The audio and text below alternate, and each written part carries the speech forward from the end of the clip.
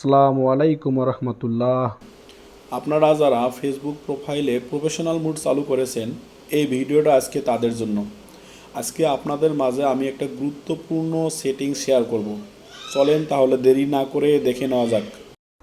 এজন্য আপনাকে প্রথমে ফেসবুকে ইন করতে হবে। ফেসবুকে ইন করার পরে ডান পাশের উপরে যে আপনার প্রোফাইলটা আছে, প্রোফাইলে থ্রি ডটে একটা ক্লিক করতে হবে। এরপর আপনার সামনে একটা পেজ চলে আসবে। এই পেজে দেখেন সেটিংস আছে, এই সেটিংসের মধ্যে একটা ক্লিক করতে হবে। এরপর আপনার সামনে আরও একটা পেজ চলে আসবে। এই পেজের মধ্যে অসংখ্য অপশন আছে, এর মধ্য থেকে আপনাকে ডিফল্ট অডিয়েন্স সেটিংসে ক্লিক করতে হবে। এরপরে আপনার সামনে যে অপশনটা আছে, এখানে দেখেন তিনটে অপশন আছে, পাবলিক, ফ্রেন্ডস, কাস্টম। আমি অলরেডি পাবলিক করে নিয়েছি, তো আপনি অবশ্যই পাবলিক অপশনটা সিলেক্ট করে নেবেন। এরপরে আপনি নেক্সটে চলে যাবেন।